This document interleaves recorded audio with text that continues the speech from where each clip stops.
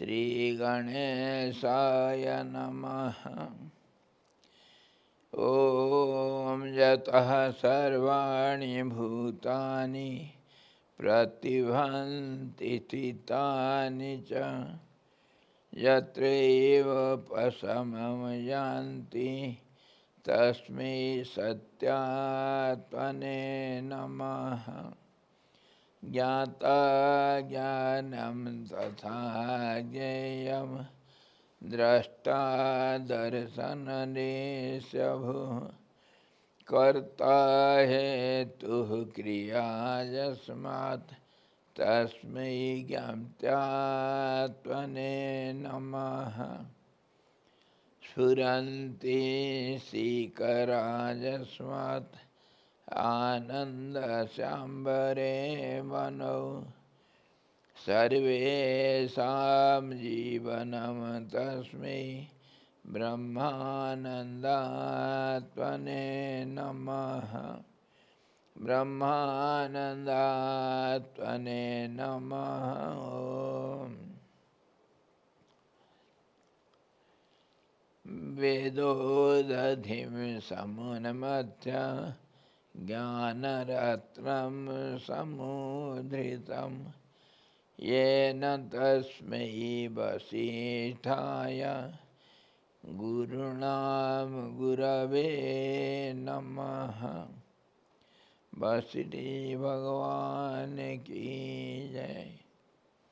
सद्गुरु भगवान की जय। सच्चिदानंद भगवान की जय।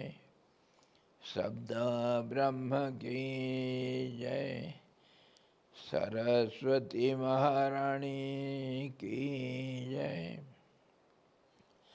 योग वशिष्ठ जी भगवान की जय। हरि ओम।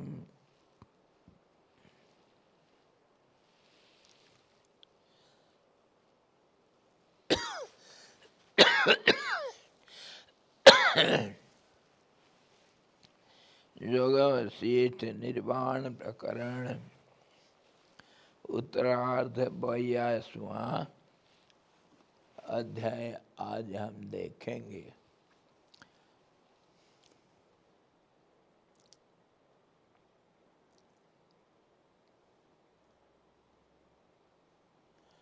इसमें क्या देखेंगे?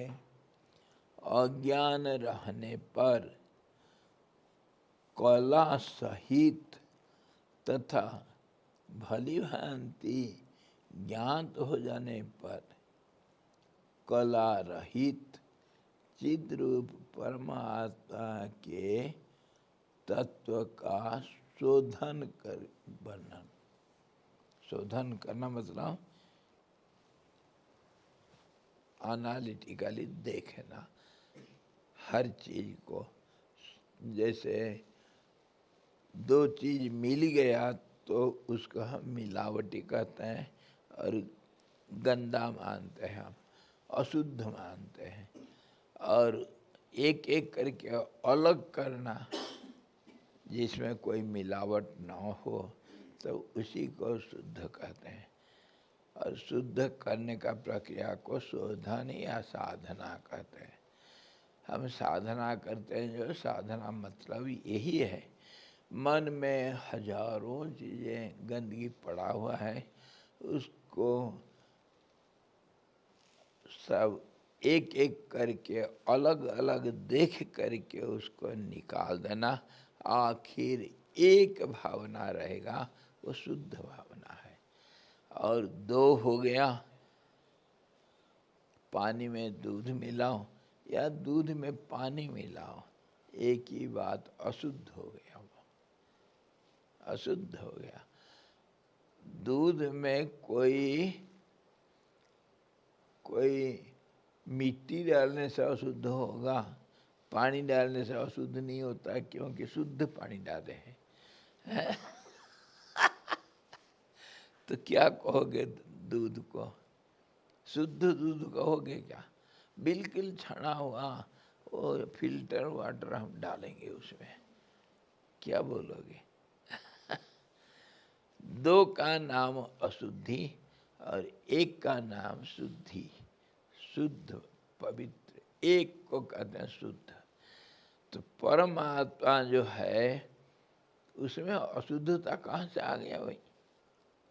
वो तो हमेशा एक है।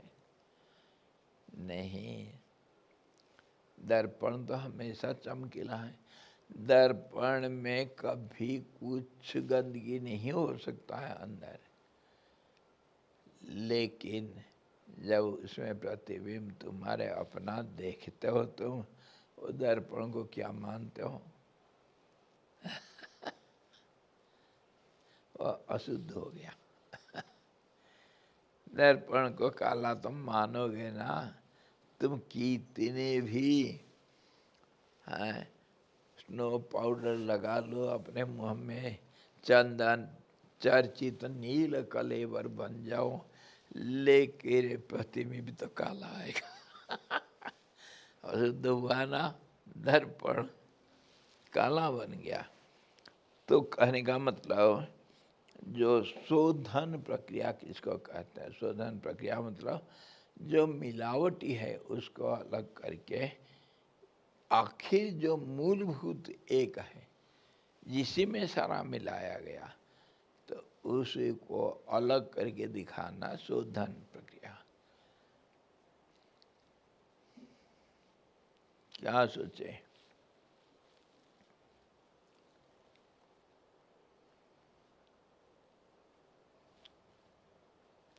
हम क्या करते हैं, आयुर्वेद में शोधन करते हैं। आयुर्वेद में जो कुछ, जैसे कोई जड़ी बूटी, उसमें एक दवाई में अनेक रस, अनेक किस्म का रस या अनेक किस्म का द्रव्य गुण रहता है, उसको शोधन करते करते एक गुण आखिर में रह जाए तो वो शुद्ध हो गया, जिस गुण को तुमको चाहिए। तो इसी प्रकार परमात्मा में ये जो छाया, संसार का छाया दिखता है, अनेक किस्म का, कोई अंत नहीं। इसको कहते हैं माया, और माया से उसको परमात्मा को क्या कहते हैं?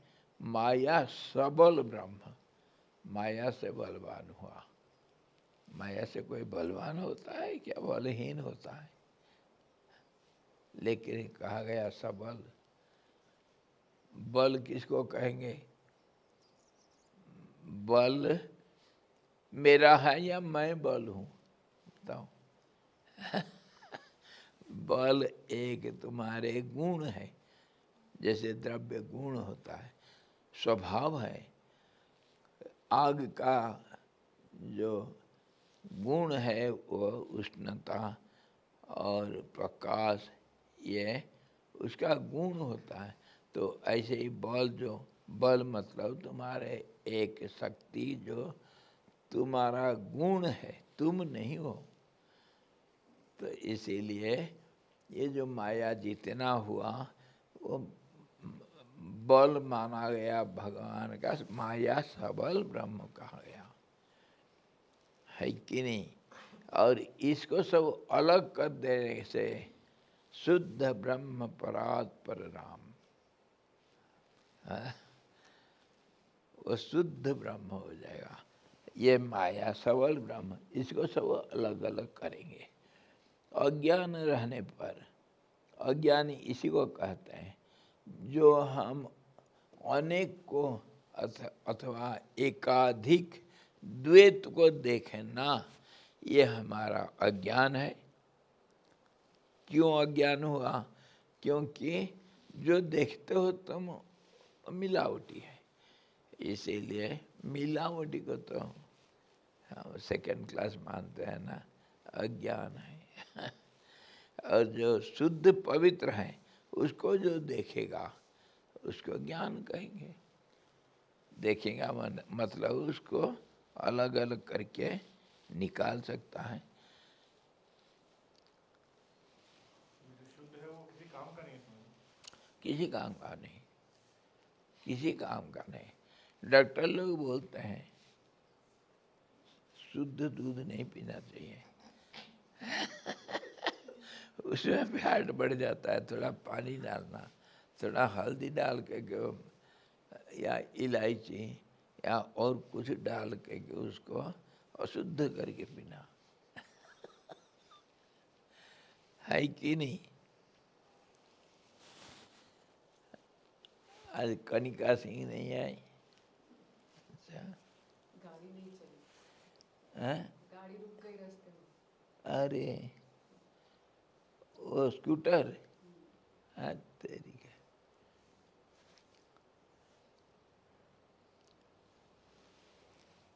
तो इसी प्रकार अज्ञान रहने पर तो कला सहित तथा भली भांति ज्ञान हो जाने पर कला रहित चिद्रूप कैसा होता है।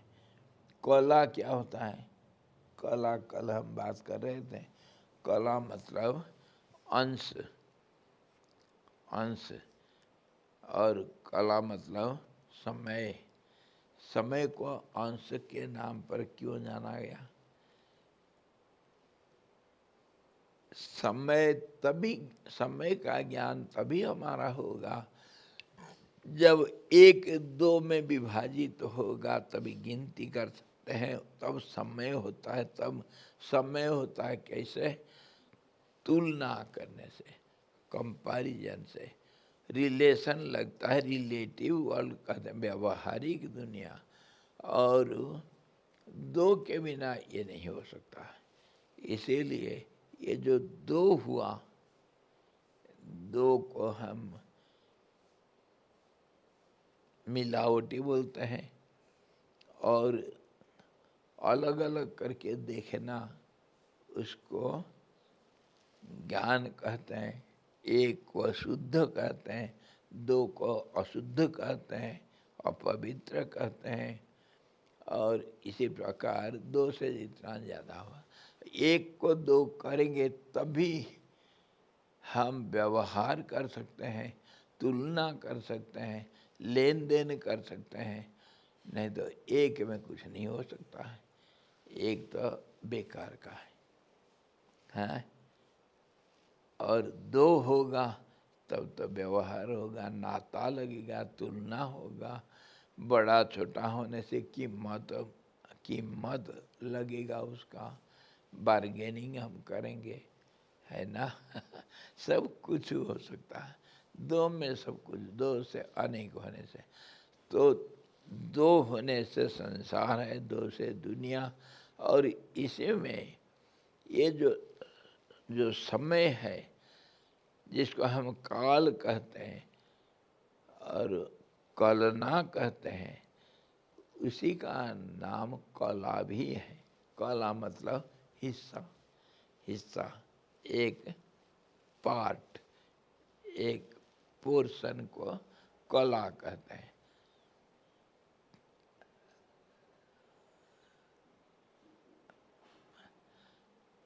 तो ऐसा कहा गया, भगवान कृष्ण 16 कला में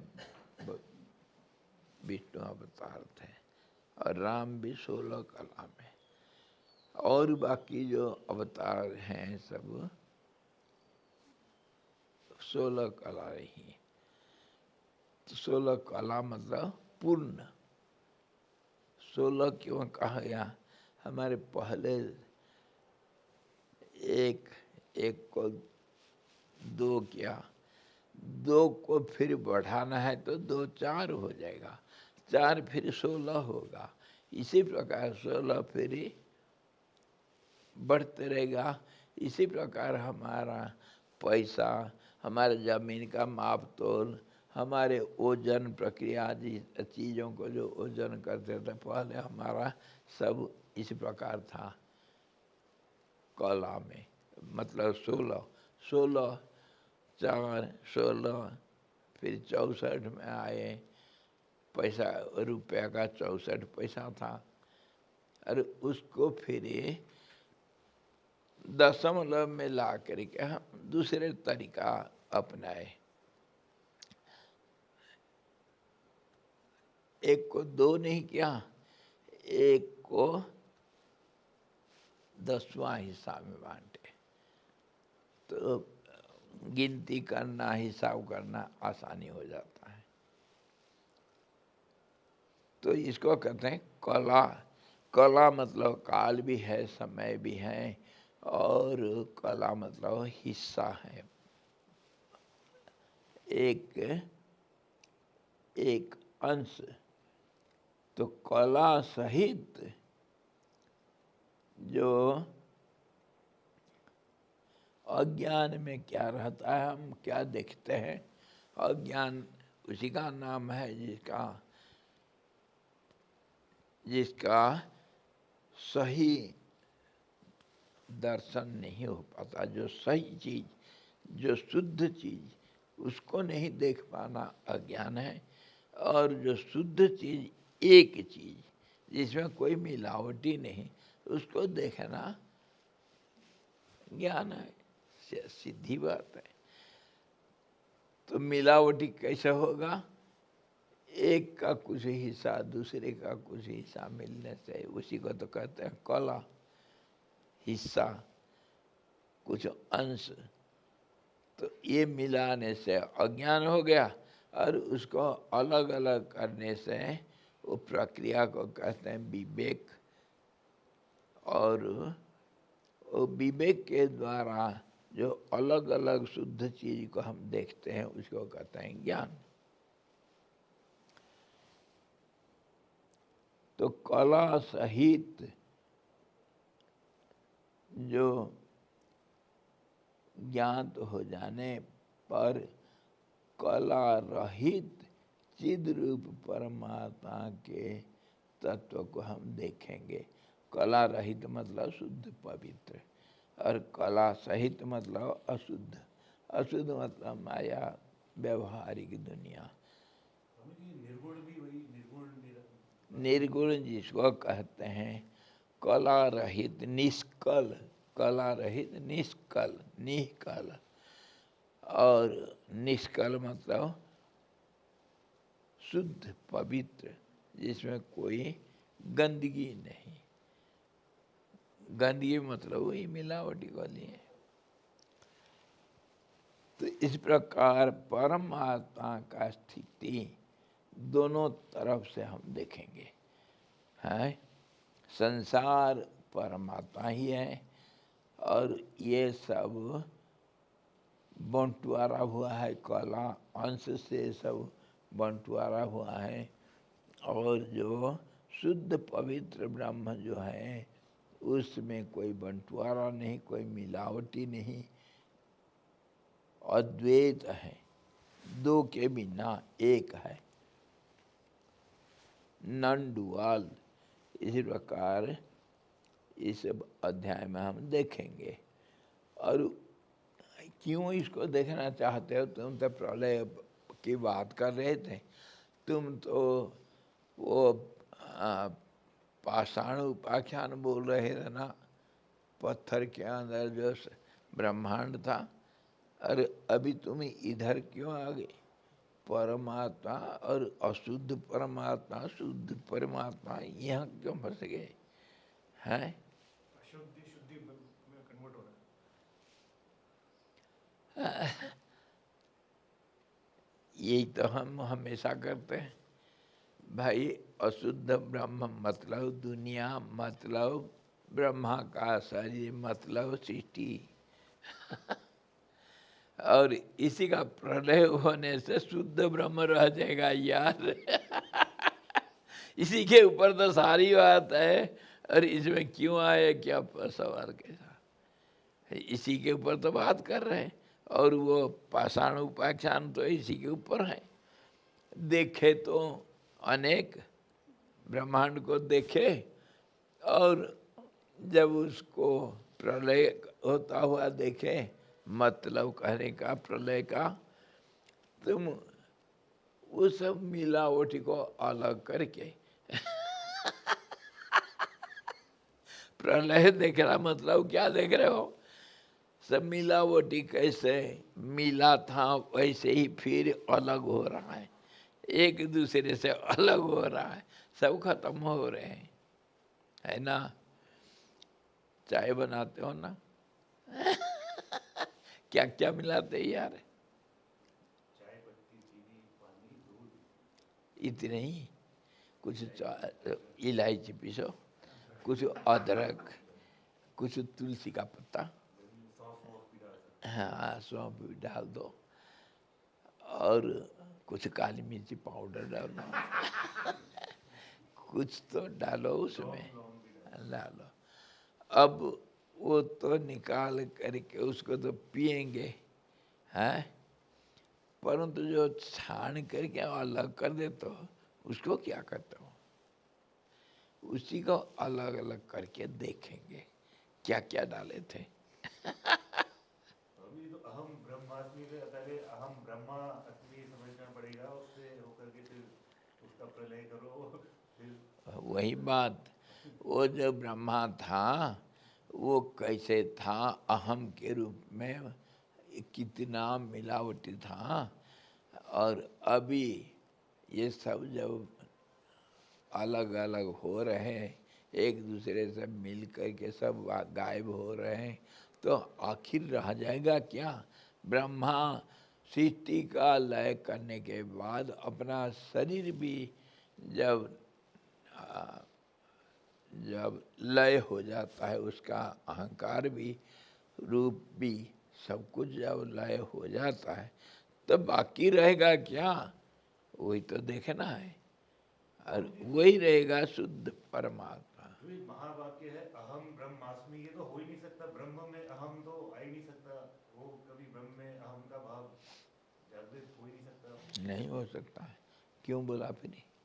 मैंने कल बोला, आप लोगों ने बोला, महात्मा लोगों ने। उसी को तो शोधन कर रहे हैं हम, शोधन कर रहे हैं उसका। अहम है, एक ब्रह्म है, मिल गए हैं उसको अलग अलग करेंगे, उसी का नाम ये शोधन है, और इसी को ही साधना कहते हैं। मन में, हमारे बुद्धि में, सारी दुनिया में अनेक के बिना कुछ है ही नहीं दुनिया, और वहाँ जाना है तो वहाँ तो ना अनेक है ना एक है, कुछ नहीं है उधर, जो है सो है। तो इसीलिए जो है कला सहित अंश विशिष्ट जितना है, इसको हम अलग अलग छांट करके अलग करना, इसी को तो विचार कहते हैं, मनन कहते हैं। चलो, पूर्व सर्ग में बड़े विस्तार के साथ समस्त प्रपंच का वर्णन किया गया है, तथा प्रलीन हुए उस प्रपंच की नृत्य कर रही जो काल रात्रि के भूषण आदि भाव से अंग में उत्पत्ति एवं नित्य भ्रमण आदि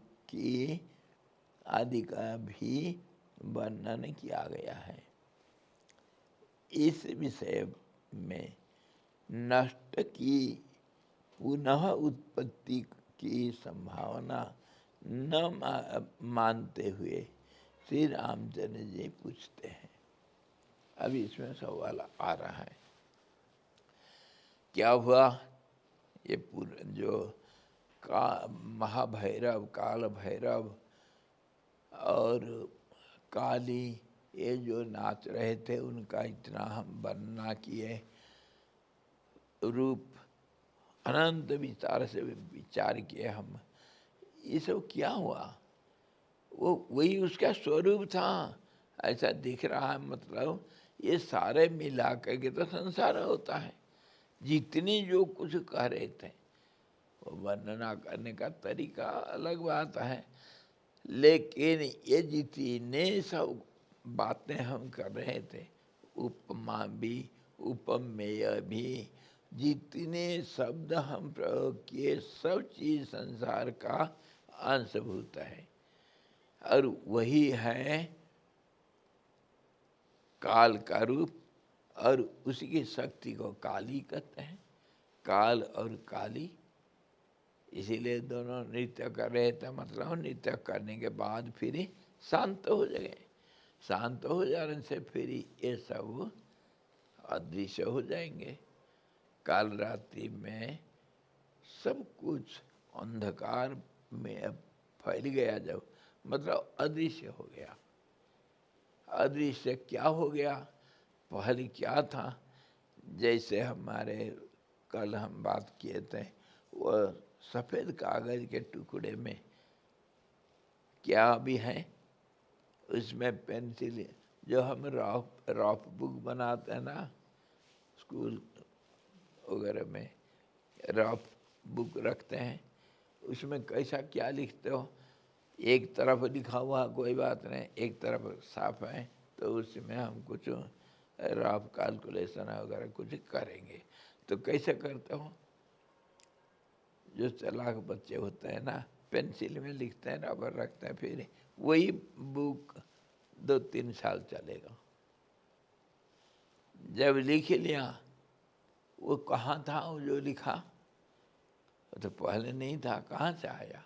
उसके अंदर कहीं तो भावना के रूप में था, नहीं तो आएगा कैसे? और उसको मिटा देने के बाद कहाँ गया? जहाँ से आया तो वहीं गया। मतलब अदृश्य रूप में फिर भी वो है। इसी प्रकार काल रात्रि में अनंत कोटि ब्रह्मांड समा हुआ है, और जब समय आएगा, कभी अगर ये तो काल का रात्रि है, समय है महाकाल, और काल रात्रि उसका समय। मतलब इसमें परिवर्तन का संभावना है। जहाँ संभावना है उधर कभी भी हो सकता है। खाली कोरा कागज कहने का मतलब इसमें सब कुछ देखने का संभावना है। कोरा कागज ऐसा नहीं कह सकते हो तुम। तो ये जो अध्याय में हम काल का और काली का जो वर्णना कर रहे थे प्रलय के बाद, तो ये मतलब संसार का रूप कैसे था, बना था कैसे, और बिगड़ेगा तो नष्ट होगा तो उसी तरीका से कैसे होगा, इसी को हम देखे थे। इसको देखने में हमको फायदा है। क्या फायदा है? प्रक्रिया को हम देख लिए, चाय कैसे कैसे मिलाए थे, वो जो छना हुआ उसके अगर हम देख लेंगे तो दूसरा चाय बना सकते हैं, है कि नहीं? और अलग अलग करके भी जैसे चाय बनाना है ऐसे भी बना सकते हैं। हमको मालूम होना चाहिए क्या क्या चीज़ गिरा उसमें डाले थे, उसको अलग अलग करके देखना चाहिए। उसी को कहते हैं शोधन, साधना, अलग अलग करके देखना। तो वही कह रहे हैं कि वो जो काली का जो सब आभूषण था, और उसका भाव यही था कि उसके अंग में उत्पत्ति एवं नृत्य भ्रमण आदि का भी वर्णन किया गया था। इस विषय पर नष्ट की पुनः उत्पत्ति की संभावना न मानते हुए, जो नष्ट हो गया, कहने का मतलब जो मर गया वो फिर जिंदा होता है क्या? बोलो, होश हवास में बोलना। जो मर गया वो जिंदा होता है क्या? जिंदा नहीं होगा। रिसाइकल। अच्छा, हमारे भाषा में हम जीवन किसको कहते हैं मालूम? जीव का परिभाषा क्या? किसको जीवन कहते हैं, किसको जीव कहते हैं?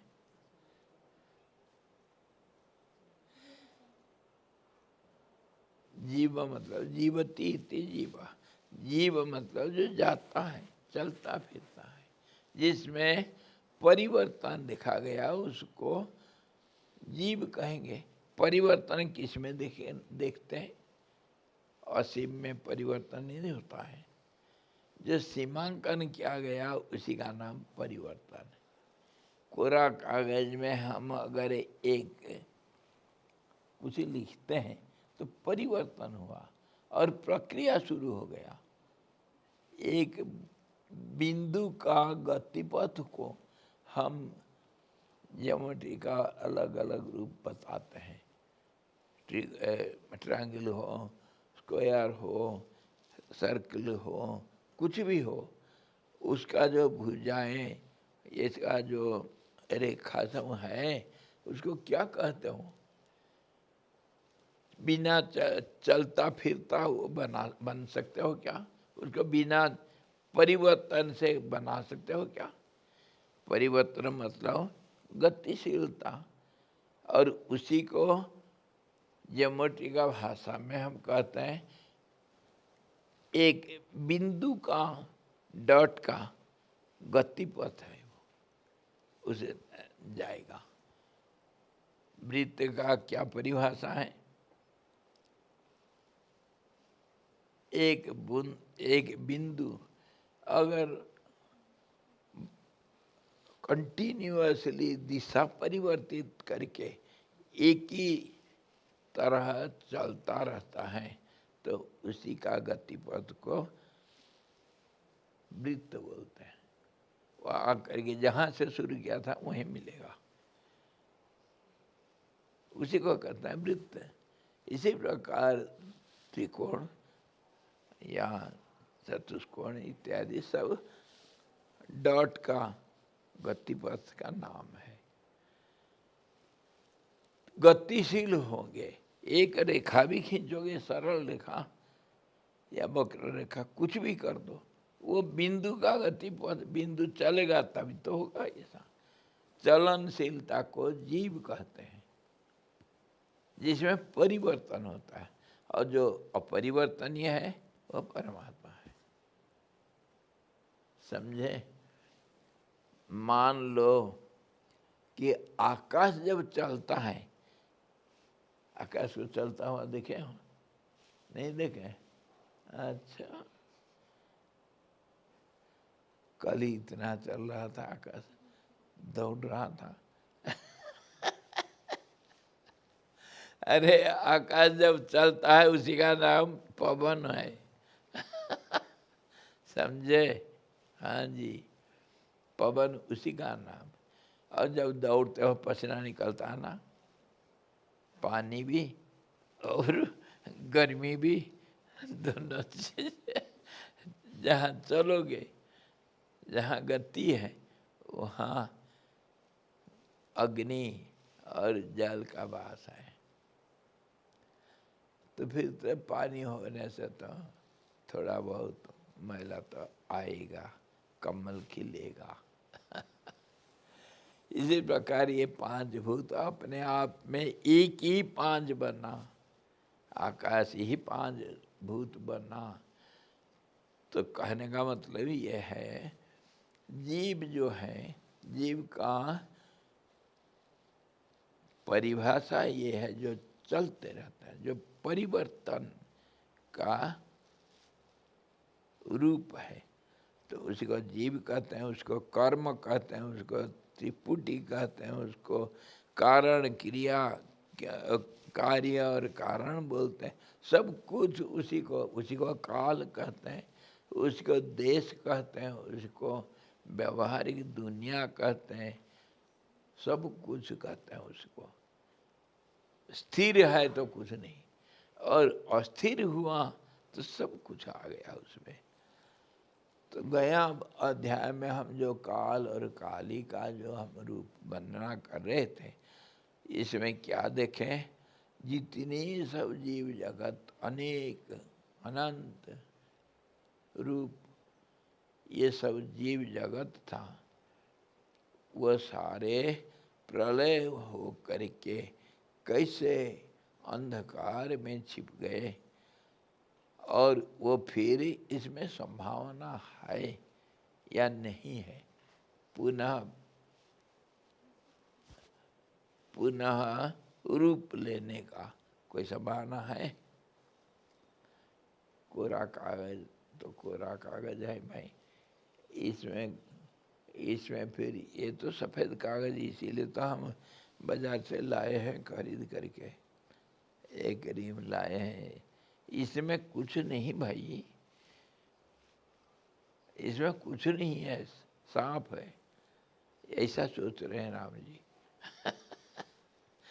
बाजार गए थे, ले आए सफ़ेद कागज खरीद करके, कहते हैं इसमें कुछ नहीं, सांप है, इसमें कुछ लिखा नहीं जा सकता है, लिखा नहीं जा सकता है। अरे इसमें तो स्याही धोल दो, पूरा काला हो जाएगा, कुछ भी कर सकते हो। तभी राम जी ऐसा सोच करके जो बोले, जो काल रात्रि में समा गया, उसमें फिर इस संसार का पुनरुत्थान पुनरुदय नहीं हो सकता है। अगर ऐसा सोचोगे तो उसके ऊपर राम जी सवाल करते हैं, हे भगवान, जब प्रलय में सब कुछ नष्ट हो गया, नष्ट का अर्थ समझना चाहिए, नष्ट क्या हो गया? नष्ट को हम सोचते हैं पूर्ण रूप से उसका सर्वनाश हो गया, ऐसा नहीं होता। नष्ट होना मतलब बदल गया। बताओ, जो कली था कल, आज फूल खिल गया, तो क्या हुआ कली का? बोलो, अपने भाषा में बोलो।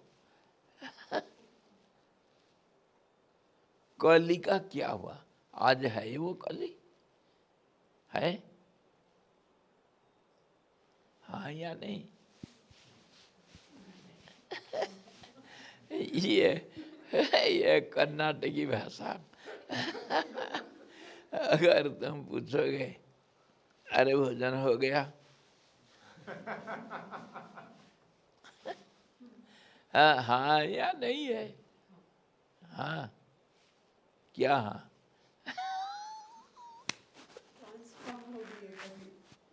चांस है। अंधकार छा गया, रात्रि हो गई, अब तो कुछ नहीं दिखता है, तो फिर क्या सूरज उदय होगा? कभी हो जाएगा?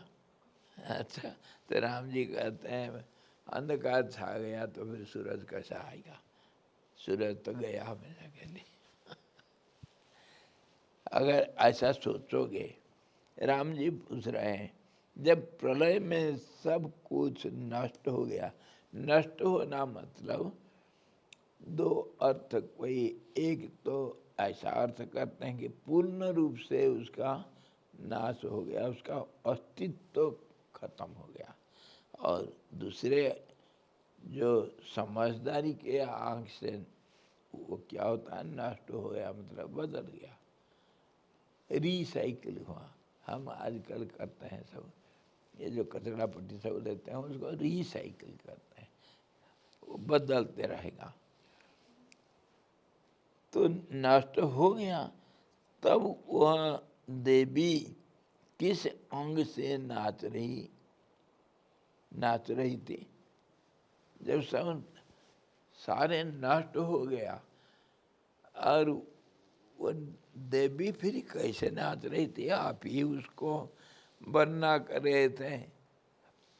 पैर उसका कैसे दिख रहा था, सिर कैसा दिख रहा था, क्या हो रहा था उसका शरीर में, कैसे माला पहना था, कैसे सब पहाड़ नदियाँ सब आसमान में टकरा रहे थे एक दूसरे से, तो फिर वो नाचती कैसे?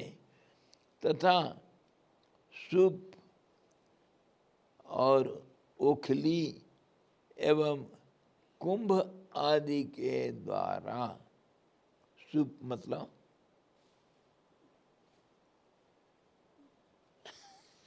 शाम को जो सूप पीते हो वही सूप मतलब सुपा फटकाते हैं जैसे सुपन खा।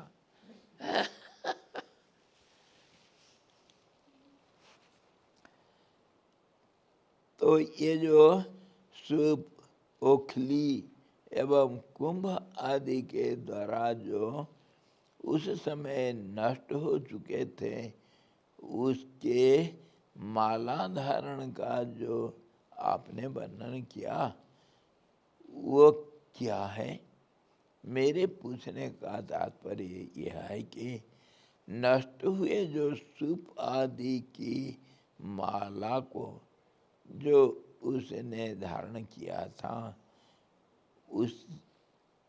उसकी मैं कैसा संभावना करूं? तो बसीरी जी तो इतना दृढ़ता पूर्वक वर्णना कर रहे थे ना, मैं ऐसा देखा और इसके बाद ही ये बदल गया, मैं इसको बदलते हुए ऐसा देखा। हाँ, देखा करके कह रहे हैं बसीरी जी, गुरु जी कह रहे हैं मंत्र मूलम गुरु वाक्यम। जब गुरु जी कह रहे मैं देखा हूँ करके, तुम कैसा कहोगे गलत था?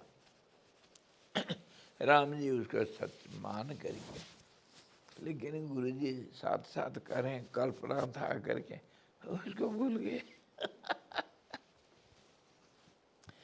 कल्पना को देख रहे थे, तुम अपने कल्पना को नहीं देखते हो क्या? है? दूसरों को भले नहीं दिखेगा, तुम अपना स्वप्न को जैसे देखते हो दूसरे नहीं देख सकते, वैसे ही अपना कल्पना को सब देखते हैं। बसीर जी देखे तो सच है, उनके लिए सच है, हमारे लिए कल्पना है। वो बोल रहे हैं भाई ये सब मन की खेल है। तो राम जी पूछ रहे हैं मैं इसको कैसे समझूंगा? है जो नष्ट हो गया है वो फिर दिख रहा है, माला बन रखा है, पहाड़ों की माला पहन रखी है काली, और उसके सिरा प्रसिरा जो दिख रहा है वो नदियाँ, तो ऐसा कैसे दिख रहा है? मैं कैसे किसी ढंग से इसको मन में धारण करूं, कैसे समझूं मैं? तीनों जगत का जब नष्ट किया हुआ, फिर काली के देह में स्थित क्या रहा और निर्वाण को प्राप्त हुआ जगत पुनः आकर के नाचने कैसे लगे? जो नष्ट हो गया था, कुछ कितने 3-4 बार बोल दिए ऐसा सब खत्म हो गया, फिर उसी का वर्णना कर रहे हैं। जो खत्म हो गया था फिर उसको फिर ऐसा मैं देखा, तो कैसे मैं सोचूं, कैसे समझूं? बोलो, तुम ही बोलो, तुम बसीर की हमारे, बोलो। जो आप ही बोले तो वो कल्पना ही, कल्पना जो एक बार सोच लिया था और उसको भूल गया हुआ, फिर दोबारा उसको सोच नहीं सकता हूँ। इतनी आसान है। वही तो ब्रह्मा बसीर जी कह रहे थे, सिद्धि जो नष्ट हो गया, एक बार नष्ट हो गया तो दोबारा भी नष्ट हो सकता है, तिबारा भी नष्ट हो सकता है। कैसे? एक उदाहरण दे दो। जैसे हमारे हीरो लोग दिन में 10 बार मरेंगे। नहीं मरते हैं? विलेन मरता जब कहेंगे तब मर जाएंगे, फिर उठ करके खड़े हो जाते हैं। तो ऐसे ही तो दुनिया ड्रामा ही है कि नहीं? यही स्वामी जी संस्कार जो बोलते हैं, जो रह जाते हैं, प्रिंट्स इम्प्रिंट्स। संसार को हम नृत्यशाला भी बोलते हैं, नृत्यशाला और रंगमंच उसका नाम है, रंगमंच। एक कविता है, एक संगीत है और एक यात्रा है, एक कहानी है, एक भूत कोठी है। आखिर तो हम यहाँ तक पहुँच गए कि कुत्ता की पूंछ है। वो कभी सीधा नहीं होता है, हमेशा टेढ़ा चलता है। क्या क्या नहीं है इस संसार का जो परिभाषा अलग अलग दृष्टिकोण से सब बड़े ज्ञानी पुरुष जैसे संसार को देखे, कितनी परिभाषा की है।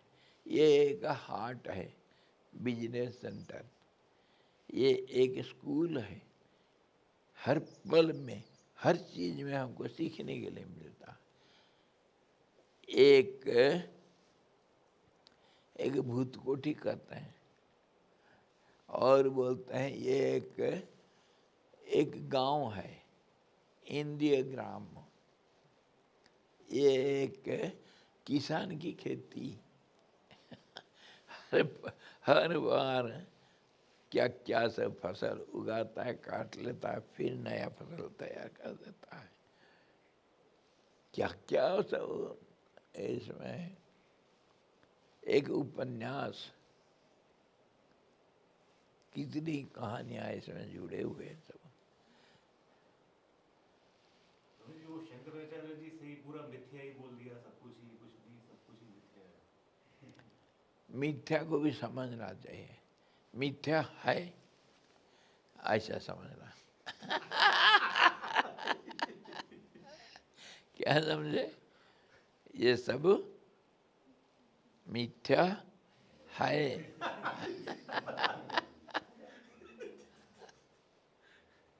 जो है वो मिथ्या, उसको बहुत गहराई से समझना चाहिए। स्वामी जी जो नहीं है वही ब्रह्म है वो। हाँ, ये बात अब आए रास्ता में, अब रास्ता में आए। क्या समझदार निकले यार। हाँ, धन्यवाद। जो नहीं है वही ब्रह्म है और वही ब्रह्म है। जो है वो ब्रह्म है वो ना। जो और जो है वो दुनिया है, सत्य है ना?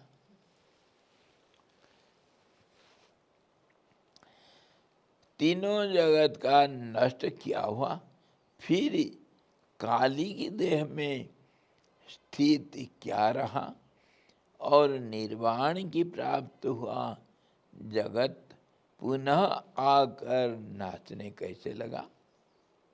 अर्थात जब जगत नष्ट हो गया तो फिर वह स्थिति कैसे रहा, और जब वह निर्वाण को प्राप्त हो गया था तब पुनः आकर वह नाचने कैसे लगा? यह सब कहना विरुद्ध प्रतीत होता है। जो आप बोल रहे हैं उसी का विरुद्ध है। ऐसा कैसे? तो वशिष्ठ जी कह रहे हैं, यदि परमार्थ दृष्टि से मेरे कथन में व्याघात समझते हैं तो ठीक है, आप वैसे ही समझिए, क्योंकि परमार्थतः चिन्मात्रिक रस परिपूर्णानंद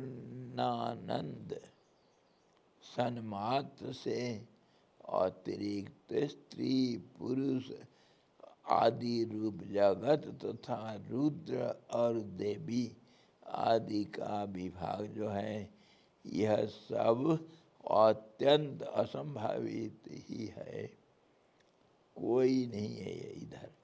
अर्थात इनके भेद की जो बिल्कुल संभावना है ही नहीं, परंतु भ्रांत दृष्टि से तो तनिक भी इसमें व्याघात नहीं है। दो दृष्टिकोण है। हाँ, कोई गेट के अंदर आ गया था, आधा आया था। मैं जब देखा कोई आ रहा, मैं इधर से बाहर आया तब तक वो वापस जा रहा था। तो कौन था, कैसे पता करूँगा? पीछे से देख करके पता करूं या आगे से देख करके पता करूं? बोलो, दो दृष्टि तो होता है भाई। जब फोटो खींचते हैं किसी को दिखाने के लिए, वो जो क्या वो प्रूफ करने के लिए कहीं एप्लीकेशन वगैरह और कहीं फोटो क्या वो करता है, पासपोर्ट में लगाने के लिए पासपोर्ट साइज फोटो चाहिए, तो पीछे से खींचते हैं ना।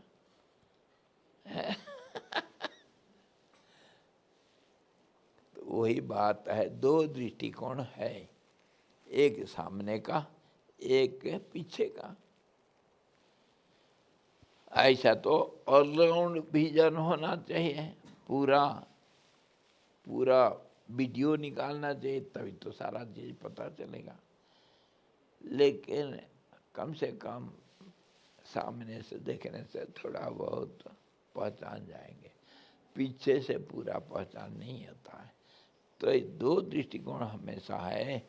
तुम परमात्मा के दृष्टि से जो एक समष्टि दृष्टि है, उस दृष्टि से देखते हो, या अज्ञानी जो संसारी जीव के दृष्टि से, व्यवहारिक दृष्टि से देखते हो? कैसा देखते हो? संसारिक दृष्टि में तो सब अनेक प्रकार के हैं। जो मरेगा वो नहीं आता है, लेकिन जो परमार्थिक दृष्टि, संपूर्ण दृष्टि, उसमें तो ऐसा कितने बार क्या क्या हो जाता है, कितने बार सृष्टि बन जाता है, कितने बार बिगड़ जाता है। एक पल में प्रलय होता है और एक पल में सृष्टि भी हो जाता है। वो पल का भी अर्थ कितना, कैसे दृष्टि से तुम कौन सा दृष्टि से देखते हो वो पल को? वो पल को संसार की दृष्टि में कितने अलग अलग अर्थ होता है, और परमार्थिक दृष्टि से पल कुछ होता ही नहीं है। जहाँ परिवर्तन नहीं, उधर पल कहाँ से आया? जहाँ परिवर्तन है, पल का अनंतता तो है ही। तो इसी प्रकार राम जी कौन सा दृष्टि से देख रहे, ये पूछा गया। ये सब अत्यंत असंभावित है ही। किस दृष्टि से? जो परिपूर्ण दृष्टि से। और अर्थात इनके भेद की बिल्कुल संभावना है ही नहीं। कौन सा? परमार्थिक दृष्टि से। और भ्रांत दृष्टि से, मतलब सांसारिक दृष्टि से, तो तनिक भी इसमें व्याघात नहीं है। कोई, मैं जो बोला उसमें असंभावना कुछ नहीं। जो मरा है वो 10 बार उठ कर खड़ा हो जाएगा। ड्रामा अगर है तो वो बेचारा जो रावण था ना, वो हर साल मरता है, हर साल जिंदा हो जाता है। क्या करे? स्वामी जी, एक बात, दृष्टि जब ये बोल रहे पारमार्थिक दृष्टि भी बोले, पर उसमें त्रिपुटी तो आई गई, दर्शन, दृश्य, दृष्टा, तो वो कैसे परिपूर्ण पारमार्थिक कैसे हो सकती है? हाँ, दृष्टि में तो स्वामी जी दर्शन, दृश्य और वो है, दृश्य त्रिपुटी दृष्टि आई में गई। है, परंतु समग्र दृष्टि से नहीं है। दृष्टि जहाँ आई स्वामी जी त्रिपुटी के साथ समग्र दृष्टि। दृष्टि में त्रिपुटी है, लेकिन त्रिपुटी स्थिर रूप से है, मतलब त्रिपुटी एक ही दिखता है, इसी को तो समग्र दृष्टि कहते हैं। सारा शरीर का फोटो एक है या अनेक फोटो है, एक ही फोटो है, परंतु अगर उस फोटो को देखेंगे तब फिर हाथ पैर आँख कान नाक सब अलग अलग है, एक ही के अंदर अनेकता है ना। मैं देख रहा हूँ यहाँ से वो दूर का पहाड़, एक नज़र से देख रहा हूँ, और सारा पहाड़ को एक ही नज़र से देख रहा हूँ, लेकिन वो एक है या अनेक है? कितने पेड़, कितने क्या क्या सब उसके अंदर है, तो सबको दो दृष्टि से देखना है। एक तो एक नज़र से मैं खाली पहाड़ ही देख रहा हूँ, और अनेक दृष्टि से पहाड़ के अंदर कितने जंगल, कितना ऊंचाई है, लंबाई चौड़ाई है, कितना और सब कुछ दिखता है, रंग दिखता है, धुंधला दिख रहा है, ऊपर साफ दिख रहा है, नीचे अंधेरा दिख रहा है, क्या क्या नहीं दिख रहा है सब। अनेक दृष्टि को सांसारिक दृष्टि बोलते हैं, एक दृष्टि को परमार्थिक दृष्टि बोलते हैं, समग्र दृष्टि से बोलते हैं। एक के है तो एक दिखता हूँ, पर एक के अंदर अनेक ज्यों का त्यों है, परिवर्तन नहीं होता है। लेकिन अनेक को देखूंगा तो एक को छोड़ के दूसरे को देखना पड़ता है। जब मैं हाथ को देखता हूँ तो सिर को भूल चुका हूँ, अंगुली को देखता हूँ तो कंधा को भूल चुका हूँ, एक को भूल करके दूसरे को देखना पड़ता है। बिल्कुल, उसी को तो कहते हैं, संसार को औलात चक्र कहते हैं, वो आग का जो गोला। तो अलग अलग दृष्टिकोण से देखना पड़ता है। तुम कैसे देखते हो? तो कहते हैं परंतु भ्रांत दृष्टि से तो तनिक भी उसमें व्याघात नहीं होगा। मैं जैसे बोल रहा था वैसे ही दिखेगा, क्योंकि संसार का प्रलय में बोल रहा था, क्योंकि ब्रह्म सत्ता से सर्वदा सतरूप जो वस्तुएं हैं उनके नाश और अविनाश के विशेष रूप का निरूपण नहीं हो सकता। नष्ट हुई वस्तुओं की भी स्वप्न में प्राप्ति दिखाई देती है।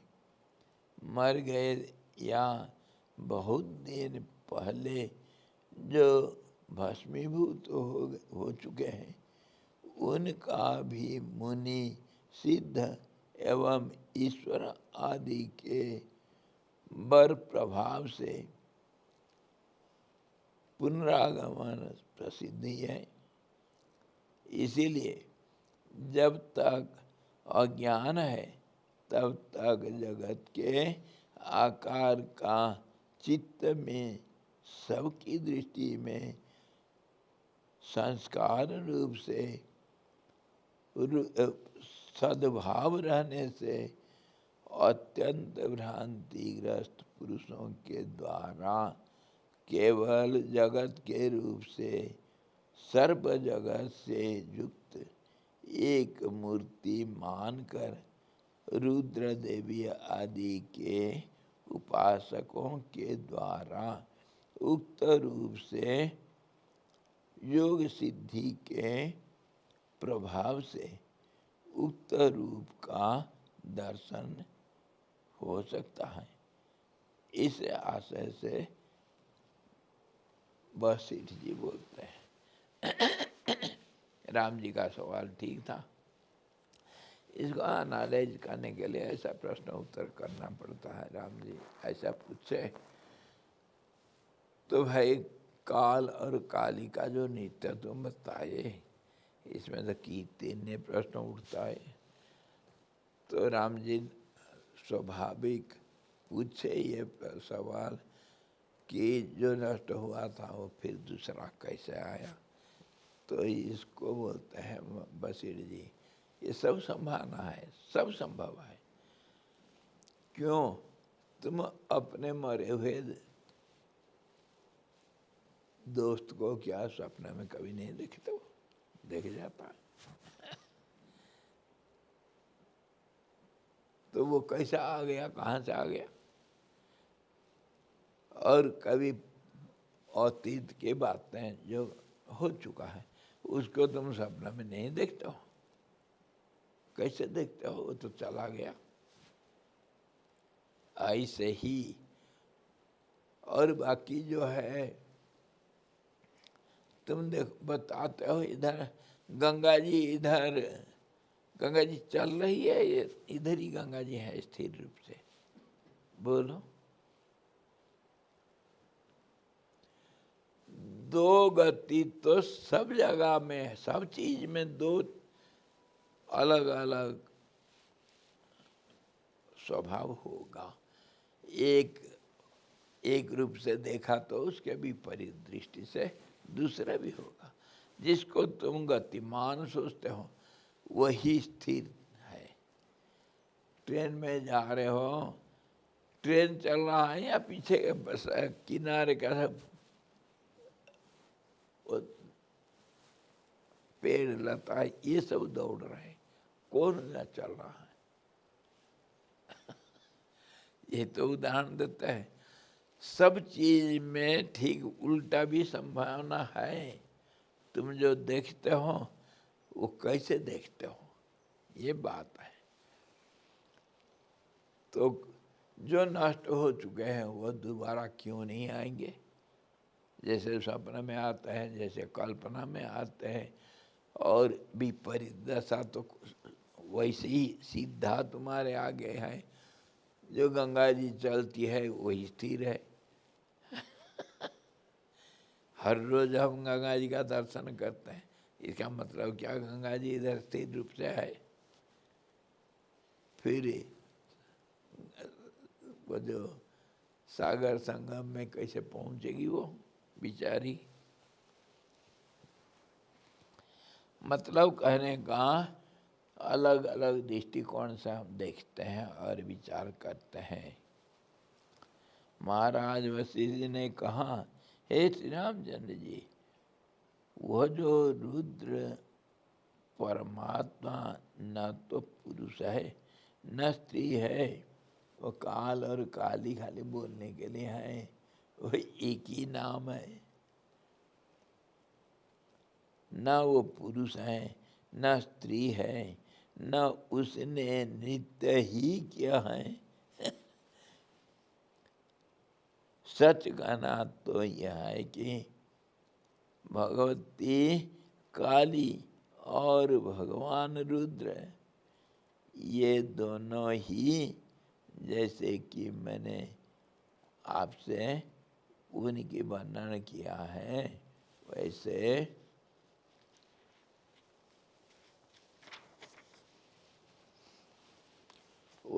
नहीं थे। बस भाई जैसे वर्णना किया ऐसा नहीं था। यहाँ पे गुरुजी पार्टी मारते हैं। शिष्य क्या करेगा?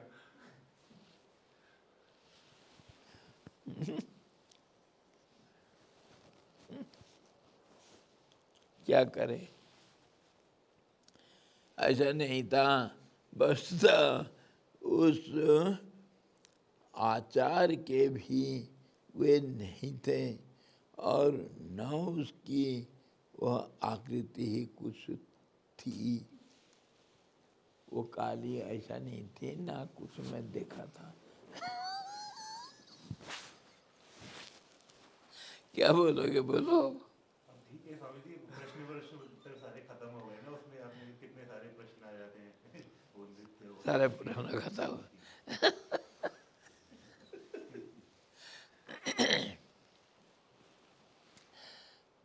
मैं जो आपको वो मेरा स्वस्तिक आश्रम के बारे में बहुत बार बताया, हाँ, वो स्वस्तिक आश्रम ठीक स्वस्तिक का आकार में बना है, ठीक है।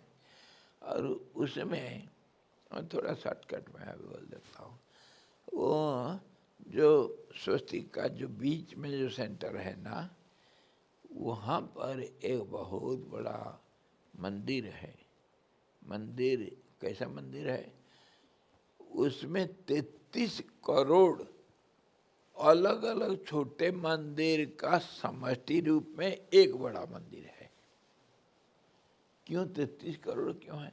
नहीं, वो मंदिर है ना, 33 करोड़ देवता होते हैं हमारे, और सब देवताओं के लिए एक अलग अलग मंदिर बना दिया। आपको कोई आपत्ति है? है? दिख गया ना? चलो, 33 करोड़ देवताओं के लिए बनाया, सबको बराबर बनाया क्या? हाँ, सब बराबर थे, सब इकट्ठा, कोई इधर, कोई उसके ऊपर, कोई उसके ऊपर, कोई कहीं, ऐसा होते होते बड़ा, बहुत बड़ा हो गया था। तो उसके बीच में कौन था? क्या क्या था बीच में? कौन सा मंदिर था? सोचना पड़ेगा। अच्छा चलो, उसके बीच में शून्य मंदिर था। है? परमात्मा का था वो, कोई रूप नहीं था। तो फिर किसका पूजा पाठ कर रहे थे? बोलो तुम, किसका पूजा पाठ होगा? और ये सारा देवता जब है तो उनका पूजा वगैरह, उनका व्यवस्था सब करना पड़ेगा। मंदिर बना के ऐसा छोड़ दोगे, पाप लगता है यार। हाँ, उसका पूजा पाठ विधि विधान सब पंडितों को रखना पड़ेगा। हाँ, रखा था मैं, रखा था। हर मंदिर में दो दो पुजारी रखे थे हम। तो फिर वो बीच का मंदिर का क्या हुआ? ये सारा जो सवाल और उत्तर है, इसमें बदली कर सकता हूँ या नहीं? नहीं, बीच में शून्य मंदिर नहीं, बीच में एक के ऊपर दूसरा मंदिर था। मना कर दोगे? हैं? नहीं कर सकता हूँ। क्यों?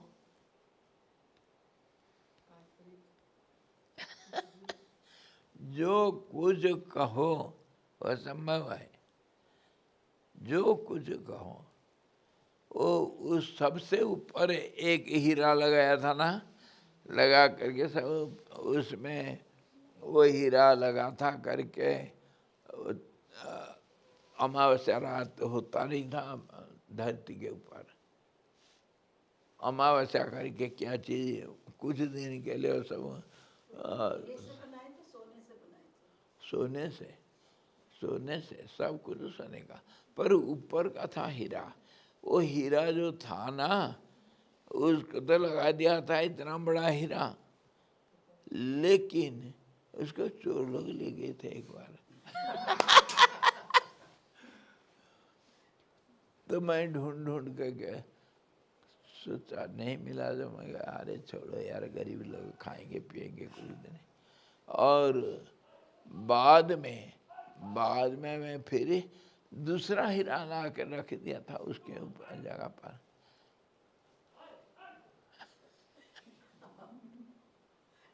मना कर सकता हूँ उसको? वो मुझे कहेगा।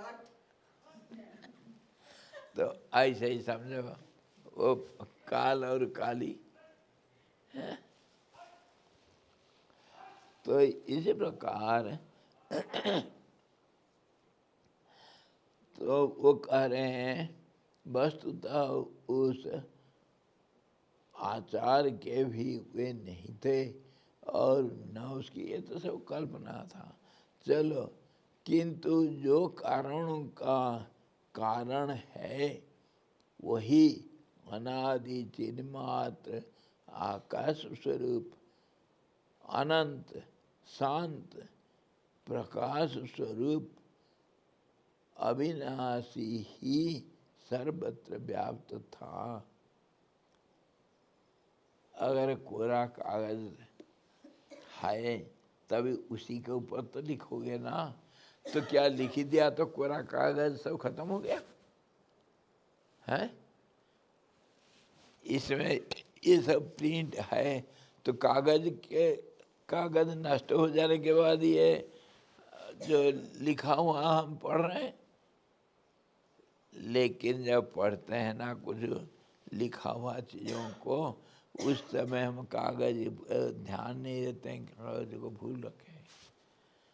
लेकिन जबकि इसके पीछे कागज हर पल में दिखाई दे रहा है, देखते नहीं तो हम क्या करें? हाँ? इसी प्रकार वो जो दृष्टि दो होता है, तुम कागज को देखते हो या अक्षरों को देखते हो? जैसे देखते हो ऐसा देखो। तुम इस तरफ से लिखते हो या इस तरफ से लिखते हो? लिखो। तुम यहाँ से यहाँ तक लिखते हो क्या यहाँ से यहाँ तक लिखते हो? मना कर दो कि मैं अगर इधर से ऊपर को लिखूं। क्यों मना करो? क्या तुम्हारा हक है? मैं ऐसे ही लिखूंगा। गणित कैसे करते हो हल?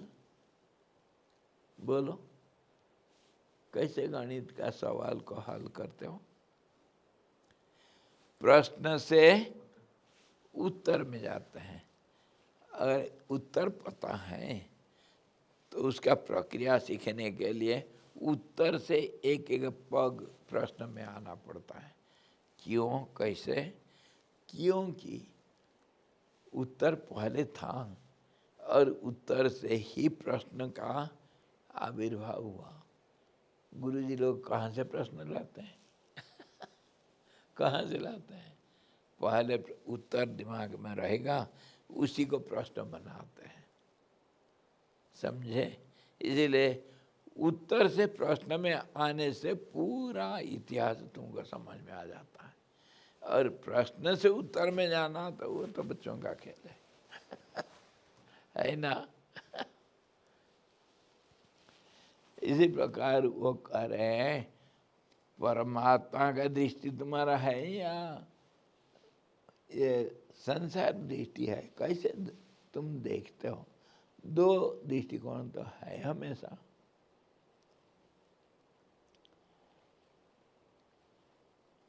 निरतिशय आनंद रस ब्रह्म, वह ब्रह्म ही नीलकंठ त्रिनेत्र आदि रूप धरकर प्रलय काल में भैरवाकार उपासकों द्वारा दिखाई देता है। क्योंकि उन उपासकों की वासना के अनुसार जैसे वो सोचेंगे उनका देवता ऐसा होगा। वो परमाकाश ही जगत की शांति के समय भगवान भैरव की उस आकृति से युक्त स्थित रहता है।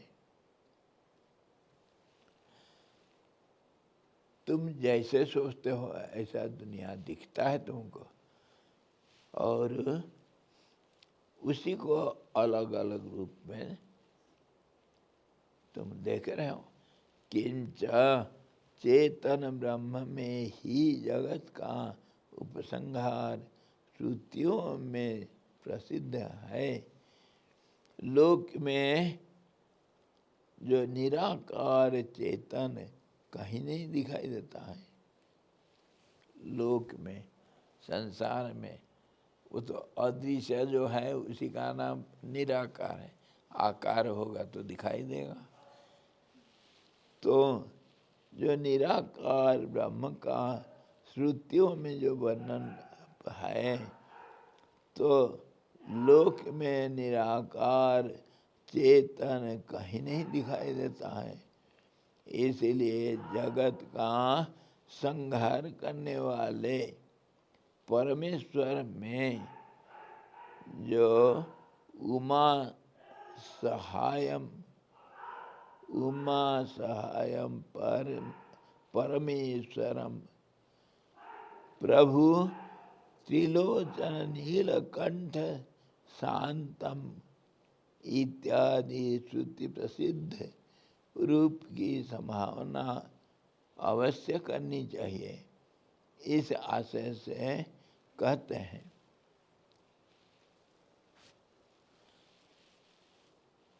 ये जो हम जितना जो विचार कर रहे हैं ना, वो खाली बहाना, नाम रूपों का सब बहाना है, सृष्टि और प्रलय का बहाना है। हम सदा सर्वदा परमात्मा का स्थिति के ऊपर बात ही कर रहे हैं। जो हमारा दृष्टिकोण कैसा है और कैसा होना चाहिए, ध्यान में योगी लोग कैसा देखते हैं और अज्ञानी लोग व्यवहार में उसी को कैसे देखते हैं। कितने बार हम विचार कर लेते हैं, जिसको तुम जिस रूप से देखते हो उसको मैं ठीक उल्टा रूप से देखता हूँ। तुम्हारे लिए जो गंदगी है वो दूसरे का भोजन है, और दूसरे का जो अति सुंदर व्यवहार योग्य चीज है वो तुम्हारे लिए हो सकता है गंदगी का सबसे घृणनीय रूप। तुम कैसे देखते हो उसको दूसरा कैसे देखता है, यही है संसार। और इसी को हम हमेशा विचार करते हैं। दो ही चीज देखते हैं हम, चाहे कितने कहानी, कितने इतिहास, कितने सब डाटा हम लेकर के इतिहास, भूगोल, कुछ भी हम विचार करते हैं, इसके अंदर हम जड़ में अगर जाएंगे, अगर सही बोलेंगे, दो ही चीज देखते हैं हम। दो ही चीज का हमेशा। केमिस्ट्री आई थी ना, डॉक्टर साहब आए थे, केमिस्ट्री में क्या है, दो ही चीज तो है? जो अदृश्य है वो दृश्य कैसा होता है, और जो एक समष्टि है उसको व्यष्टि में अलग अलग कैसे करेंगे, यही तो केमिस्ट्री है। फिजिक्स किसको कहता हूँ? द्रव्य कैसा है, उसका क्या स्वभाव है और उसका क्या गुण है, यही तो है। सारे जितना हमारे दिमाग में जो कुछ है, हम चाहे बड़ी पढ़े लिखे, बड़े विद्वान और बड़े डिग्रीधारी कुछ भी हो गए, या महान हितांत वो जंगली जानवर क्या, फिर वो सैवेज हैं, हम कुछ नहीं जानते हैं, अंगूठा लगाते हैं, है तो दो के अंदर। ये और कुछ नहीं, एक तो चाहे व्यवहार है, नहीं तो व्यवहार के परे स्थिरता है। वो भले कितने भी मूर्ख हो, लेकिन उसका मन कितनी शांत, कितनी शुद्ध पवित्र है। और तुम कितने भी पढ़े लिख लिए, 50 डिग्री हासिल कर दिए, तुम्हारे मन का गंदगी देखो तो कितना है। क्या पढ़ा कि मन को बिल्कुल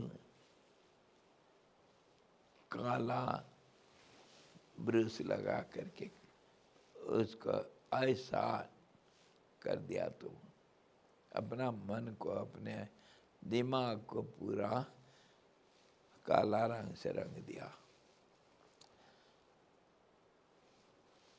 हमेशा जो कुछ तुम चाहे योग वसीठ पढ़ो, चाहे वो आ का खा लिखो, सब में विचार अगर करेंगे हम, कुछ भी देखते हैं, जो कुछ भी करते हैं, कोई भी बड़े पढ़े लिखे हो, राजा हो, भिखारी हो, मूर्ख हो, ज्ञानी हो, कुछ भी करते हैं, दो चीज में हर सब चीज समा जाता है।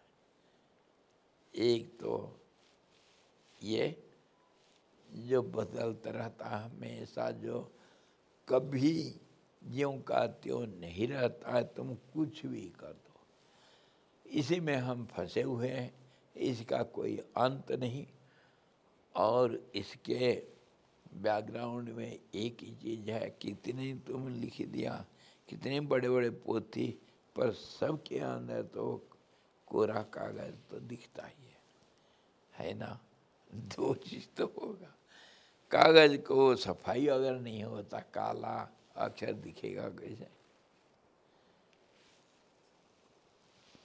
बैकग्राउंड तो है, नहीं तो चित्र कैसा तुम आंकोगे। तो इसी को कहते हैं हम, इसी को जैसे सोचते हैं ऐसा सोचो।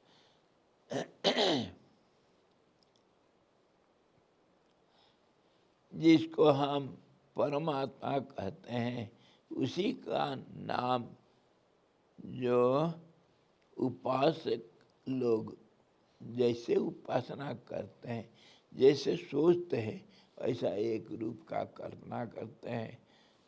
नीलकंठ भगवान भैरव का रूप को कल्पना करते हैं।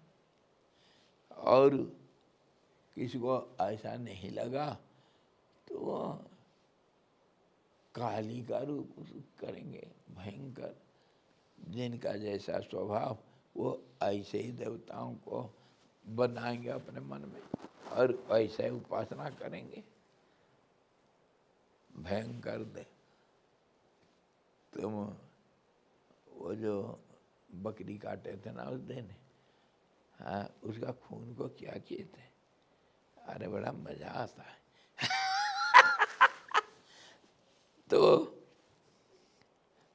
तो फिर महाकाली का चिंतन करो, चाट जाओ सब। है कि नहीं। और उस दिन वो जो कर रहा था ना, वो पेड़ को कैंची से काट रहा था, प्रूनिंग कर रहा था, ये तुमको बहुत तकलीफ हुआ, कितनी तकलीफ से ये पेड़ को बढ़ाया था, और उसका इतना निर्दय हो करके काट रहा है। तो फिर तुम बुद्ध देव का उपासना करो।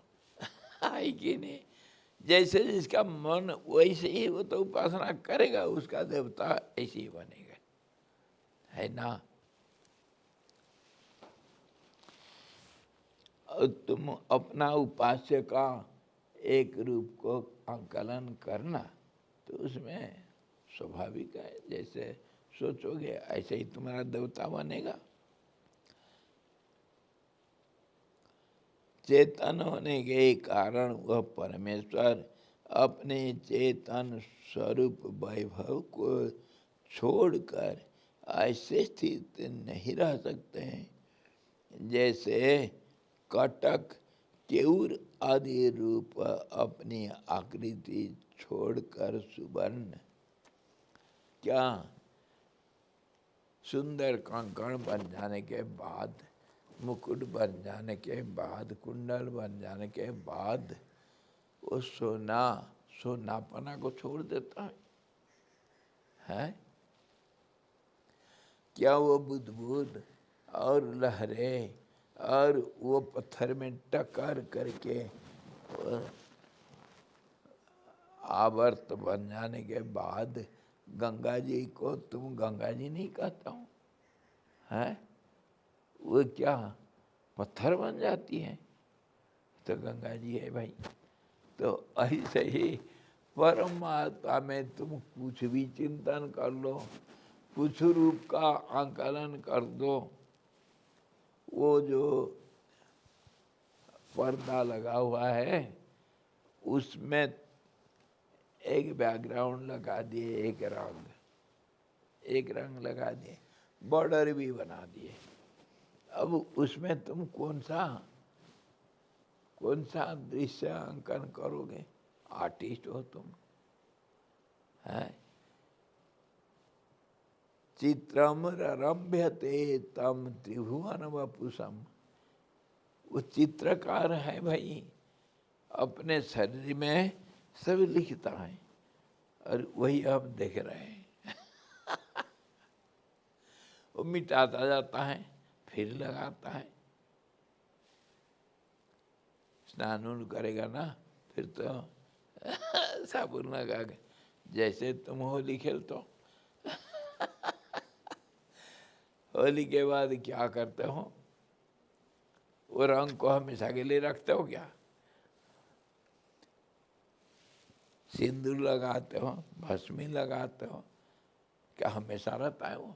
उसको धो डालो, साफ कर दो, फिर नया लगाएंगे यही धंधा चलता है सब। और इसको तुम जैसे करोगे करो, हाँ। जैसे कोई ऐसा लगाया, कोई ऐसा लगाया मर्जी भाई क्यों कोई मना कर सकता है? जगह कम है ना हमारी, हैं? यहाँ पर जगह कम है तो ऐसा लगा दो ऐसा नहीं लगा सकते, यहाँ लगा दो नहीं, हमें जगह की प्रॉब्लम है, पूछ रहा था परमात्मा को जगह की कब से प्रॉब्लम है? उसके प्रॉब्लम होता है, होता है। तुमको प्रॉब्लम होने से उनको भी है, प्रॉब्लम हो रहा है प्रॉब्लम है। फेस प्रॉब्लम, जगह प्रॉब्लम। तो इसी प्रकार जैसे सोना अपना विभिन्न जो रूप को धारण करते हुए भी सोनापना को कभी नहीं छोड़ता, ऐसे परमात्मा इतने जगत का अनेक रूप, वही काल बन गया, वह भैरव बन गया, वही काल ही बन गया, और वही भी भगवान विष्णु बन गया, वही भी ब्रह्मा बन करके सृष्टि को रचना कर दिया, और वही महाकाल बन के उसको निकल गया ये परमात्मा करता है, तुम नहीं करते हो। हाँ, तुम कितने प्यार से देखो सृष्टि रचना करते हो और उसको देखभाल करते हो और उसको इतना निर्दय हो करके ध्वंस कर देता हो। अभी हुआ ना गाँव वालों का हालत ऐसा ही। क्या हुआ?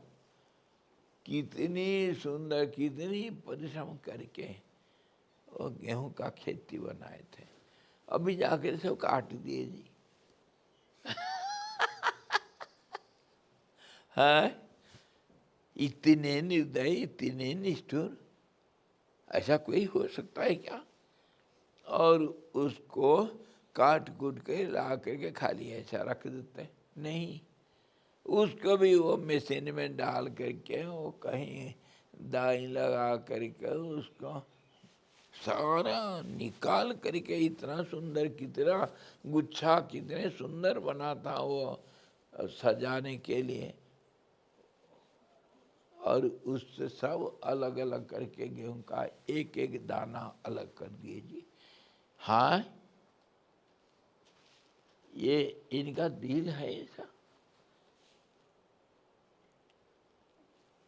ऐसे ही समझो महाकाल महाकाली और कितने सिटी बना देते हैं, कितने सिटी को नष्ट कर देते हैं, कोई ठिकाना है? अरे उनको तो छोड़ो, ये बेचारा बच्चा कुछ नहीं जानता है। देखो तो स्लेट में हर रोज क्या क्या लिख देता है, फिर मिटा देता है तेरी के। हाँ इतने निर्दय, कितना सुंदर उसमें लिखता है वो हमारे क्या वो अक्षिता, बताओ। ये सारा सिर्फ सोच ही है, कल्पना ही है, जिसमें कोई लेना देना किसी का कुछ नहीं। तुम अपना जिंदगी को इसी का एक प्रतीक मानो, एक चित्रकार का एक चित्र और एक आकार खींचा हुआ गतिमान चित्र, हाँ चलचित्र तुम्हारी जिंदगी।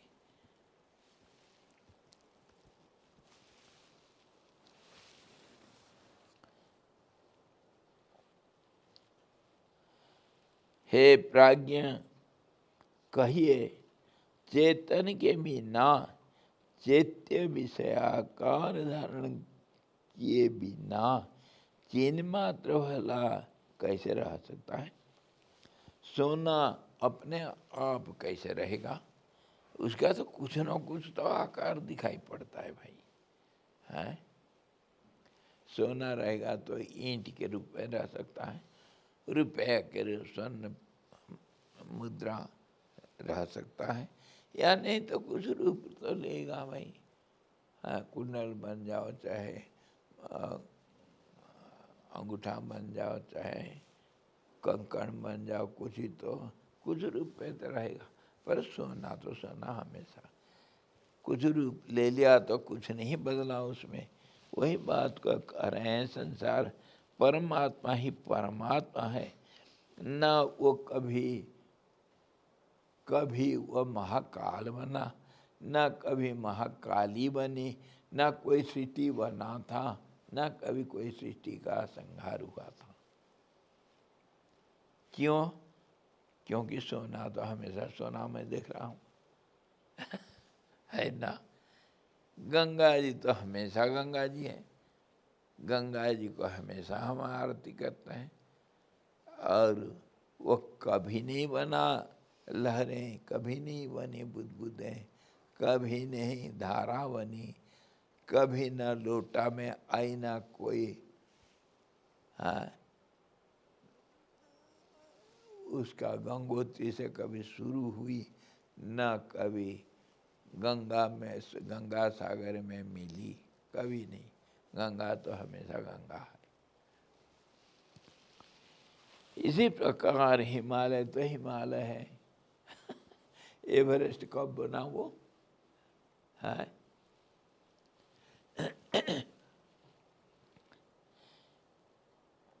हे प्राज्ञ कहिए तो, तिक्तता के बिना भला मरीच कैसे रह सकता है?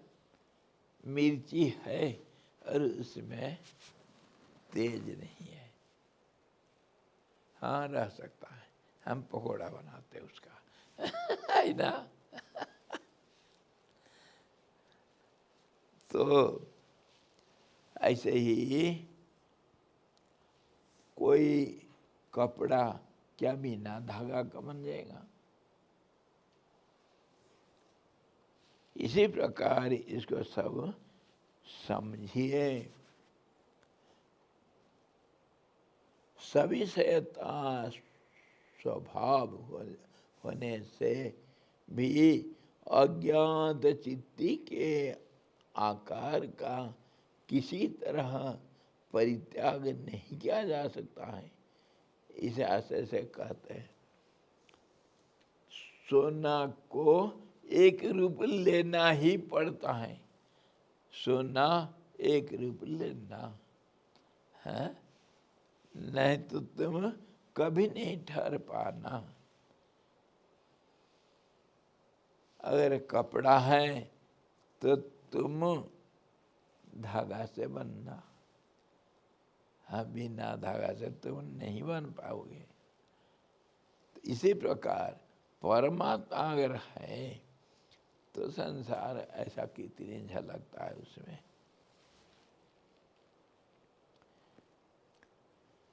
तो कह रहे हैं श्री रामचंद्र जी,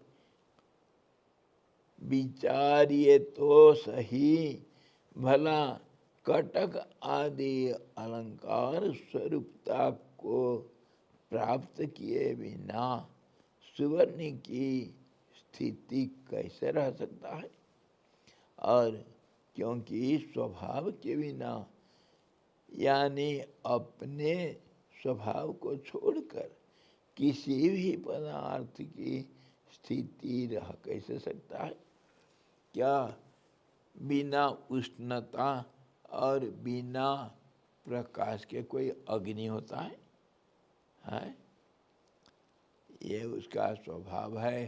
स्वभाव और द्रव्य ये दोनों एक ही का नाम। परमात्मा और सृष्टि ये एक ही का नाम। ऐसा अगर समझोगे, ना सृष्टि कभी बना था, ना कोई महाकाल नाचा था। दिखता है ठीक है, ये जंगल देख रहे हो तो एक दृष्टि से तो इतने किस्म का अलग अलग सब पेड़ पौधे सब कुछ है, लेकिन अगर जंगल के दृष्टि से देखोगे, अरे जंगल तो हमेशा जंगल ही है। हाँ, उसमें पेड़ पौधे नहीं होंगे तो और क्या होंगे। हाँ, ये हमेशा ही थे, कभी नहीं बदले। जंगल मतलब अनेक पेड़ पौधों का एक समष्टि का नाम है, तो बदलेगा किसे वो। और एक एक करके देखोगे, अरे कितने किस्म के पेड़ है, कितने बार ये पैदा हो गए, कितने मर गए, कितने बार कहाँ कहाँ बदल गए जगह। इसको कौन मना कर सकता है। जंगल अगर होगा तो ये पेड़ पौधों का अनेकता और बदलाव तो होना ही है, इसके बिना जंगल नहीं हो सकता। हर चीज में हम देखते हैं, हर चीज में। तो ऐसे ही संसार को समझो। तुम शंका क्यों कर रहे हो? है मैं कहाँ पहले इतना प्यार से वर्णना कर दिया काल भैरव का शरीर को, फिर काली को नचाया और आखिर में कह दिया जो नष्ट हो गए थे वही चीज फिर आ गए।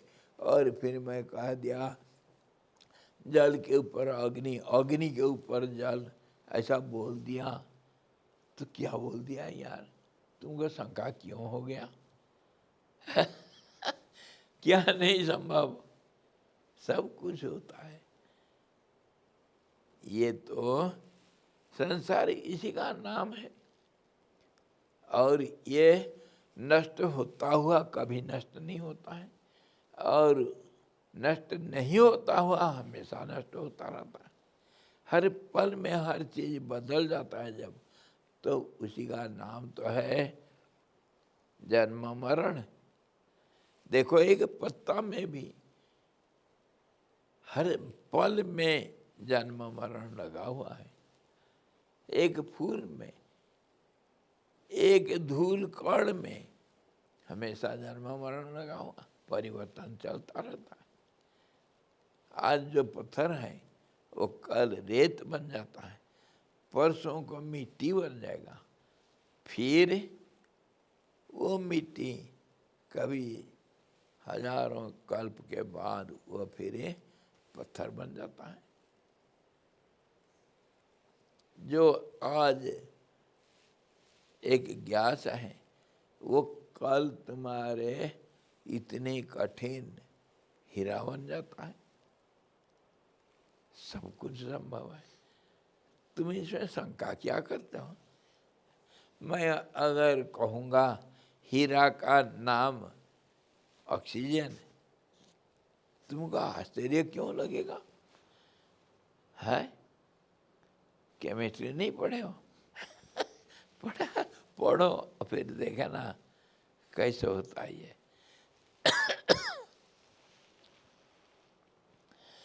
तो कहिए ना, माधुर्य के बिना इच्छु रस कैसे रह सकता है? गन्ना का रस, हाँ, क्योंकि माधुर्य से रहित जो इच्छु का रस है वस्तुतः उसका रस ही नहीं है वो। इसी प्रकार हम वो महाकाल और महाकाली का विवेचना नहीं कर रहे, हम सारा संसार का, अपना जीवन मरण का और परमात्मा और सृष्टि का सब चीज इकट्ठा, सब कुछ विचार एक ही साथ हो रहा है।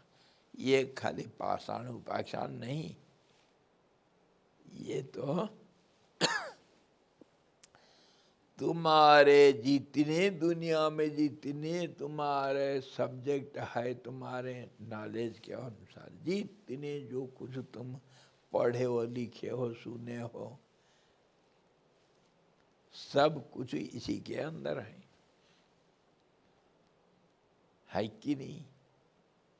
तुम्हारा इतिहास भी इसी के अंदर, तुम्हारा भूगोल भी इसी के अंदर, तुम्हारा इकोलॉजी, तुम्हारा तुम्हारा जितने जो कुछ साइंस पढ़े हो या इतिहास, क्या ये तुम फिलोसफी पढ़े हो या नहीं पढ़े कुछ, तुम एक किसान हो या जंगल में एक शिकार खेलने वाले शिकारी हो, या तुम एक पशुपालक हो, या तुम एक लड़ाकू हो, पाकिस्तान में लड़ करके आए इसमें कोई भेद नहीं, सब काम तो करते हैं इतने ही, और जो कुछ करते हो सब इसी के अंदर है। दो ही काम करते हो, क्या करते हो? एक को अनेक में बदल देते हो, और नहीं तो अनेक को एक के ऊपर बिछा देते हो। यही तो करते हो, और क्या करते हो? चलो फिर कल देखेंगे इसके आगे हम क्या करते हैं। कला के साथ और कला विहीन, कला मतलब इस जो स्वभाव, जो गुणों का अंश, इसके साथ और इसके बिना दुनिया कैसे, परमात्मा कैसे, और सृष्टि कैसे, और संहार कैसे।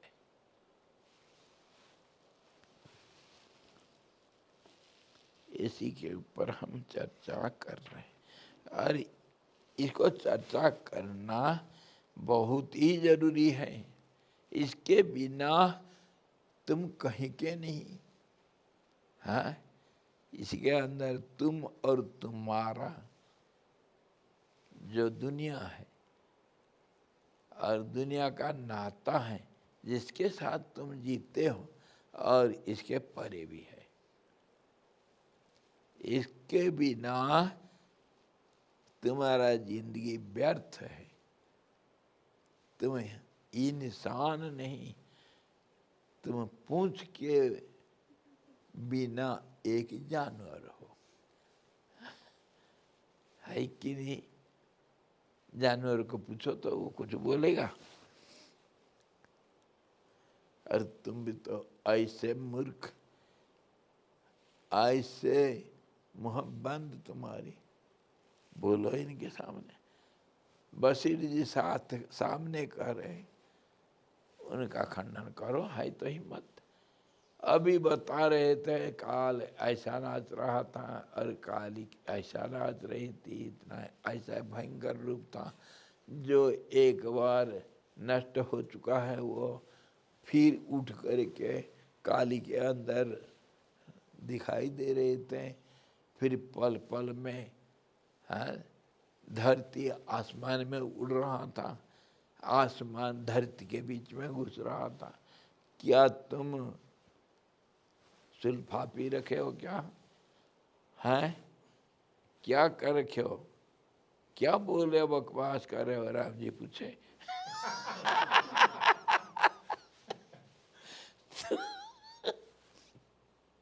राम जी हमारे अंदर का कोई तो बशीर जी सामने ला कर रख दिए।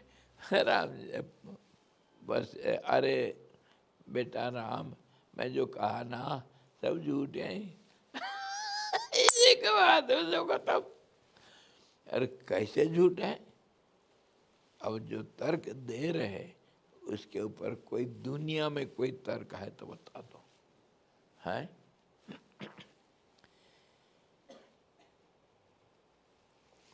चलो फिर बाद में देखते हैं इसका आगे जा करके। कला सहित कला रहित परमात्मा ज्ञान अवस्था में कैसे, अज्ञान अवस्था में कैसे।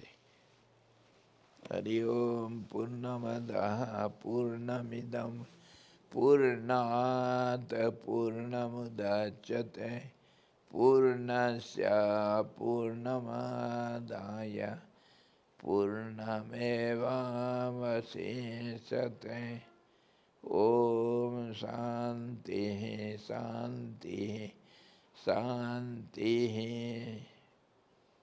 सद्गुरु भगवान की जय, सच्चिदानंद भगवान की जय, शब्दा ब्रह्म की जय, सरस्वती महारानी की जय, जोगवशिर जी भगवान की जय।